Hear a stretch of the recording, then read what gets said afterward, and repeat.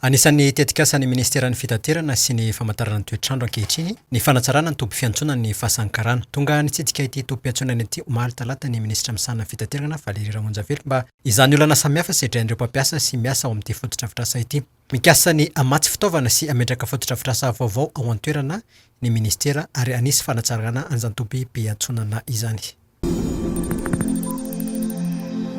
Ametrana foibe fitsarana fiarakodia ao amin'ny distrikta Arivonimamo. Isan'ny fanambarana nataon'ny Général Jeannot Ribaky tany Général misana ny fitsarana fiarakodia io raha nandray ny asany izy. Tafiditra anatin'ny fananganana tetikasa tanàna vaovao ao Tsaramasoandrao ao amin'ity distrikta ity izao vinanasa izao raha ny vaovao izay nambara ny fitalehavana momba ny fitsarana fiarakodia. Ankoatr'izay dia hosokafana ampitomboina ny ora fisokafan'ireo foibe fitsarana fiarakodia. Isy ireo izay sokatra sabotsy amaly ny tahitan'ireo izay tsy manam-potoana amin'ny andavanandro. Ho an'Antananarivo dia hiatritra ny FARITRA manomboka ny 12 volana Marsa ho avy izao.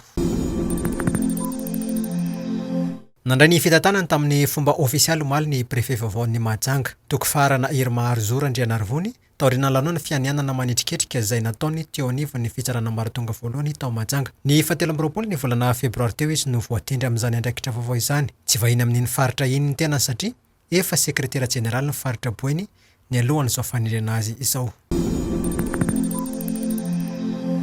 Finavinaina hatratra dimy tapitrisa isan-taona ny zanatrondro ovokarina ao Manatantely commune Sonirana any amin'ny FARITRA ANOSY. Apetraka amin'ity toerana ity tokoa mantsy ny antsoina hoe zone d'émergence piscicole mba ampiroboroboana ny fimpinatrondro amin'ny faritra iny. Napetraka ny vato fototra mariky ny fanomboana ny asa. Ho hito amin'ity fototra-fitrasa vaovao ity ny antsoina hoe laboratoire sy écloserie hamokarana zanatrondro. Ahitana ihany koa bassin de levinage, ny bassin de pré-grossissement sy ny grossissement, ny efitrano fivoriana sy ny fitehirizana Hamokatra.